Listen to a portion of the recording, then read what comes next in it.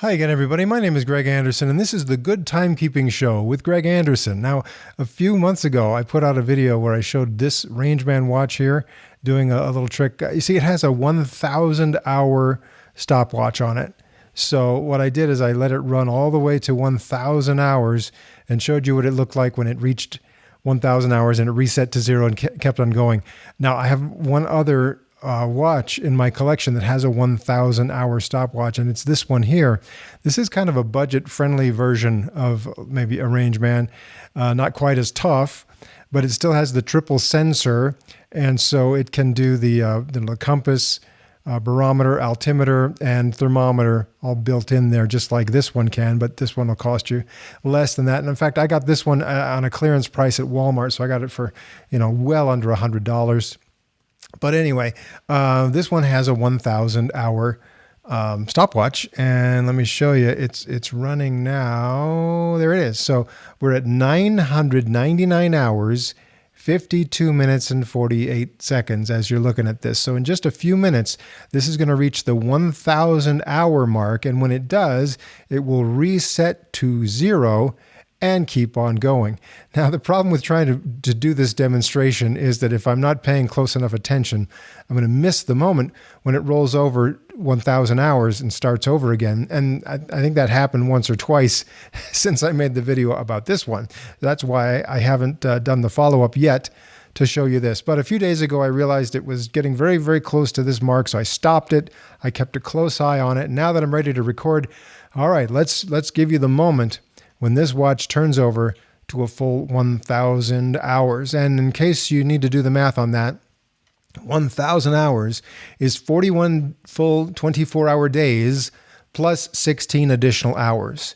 So when you start this, you want to go 41 2/3 days and come back and watch it turn over from 999 hours, 59 minutes, 59 seconds, and 0.9 seconds to back to zero and keep on going. So that's what I'm going to show you right now, in case you never get the thrill of doing this on your own watch because you weren't paying attention to 1,000 hours. You can just watch how I do it on this watch, and yeah, and it'll make the world a better place. Now, just for your information, I have a lot of Casio watches. Most of them are G-Shock watches, and out of those, most of them, they have a stopwatch that'll go 24 hours. And at the end of 24 hours, if you don't stop the stopwatch, it'll reset to zero and then keep on going. I have a few G-Shocks where it only goes to 1 hour, and if you don't stop it, it will reset to zero and keep on going. But in my particular collection, only a couple of watches here, again, that do the full 1,000-hour stopwatch before they reset to zero and keep on going. I suppose there are some stopwatches out there built into digital watches that after they reach a certain duration will just stop, reset to zero and stop. But most of the ones I have will just keep on going until you tell them to stop. So again, let's just look at this demonstration. I'll speed it up so you can watch the moment when it reaches 1,000 hours.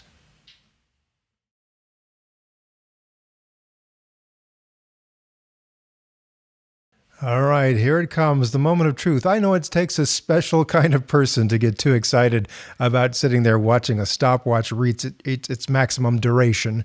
But, I hope you've had more exciting things during the last 41 2/3 days than this. But there you go. It reset to zero and keeps on going unless I stop it now.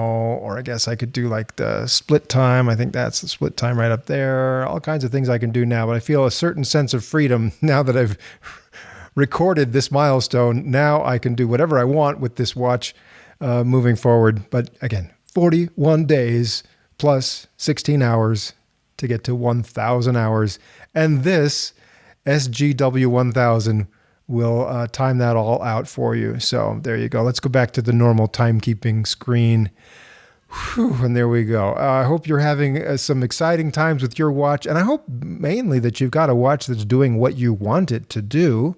There are lots of watches out there. I know some people, they maybe are still looking for a watch that does, things that 2 or 3 watches do together. If they could have all that in just one watch, they'd be excited. But in the meantime, I've got a rather large collection of watches that I use to do a lot of things that I like to do. And I think it's fun to have a variety and to be wearing different kinds of watches all the time.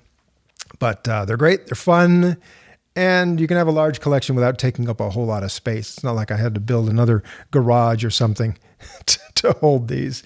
Anyway, that's all for now. I hope you will join me later, or actually pretty soon. I hope to have another episode of The Good Timekeeping Show.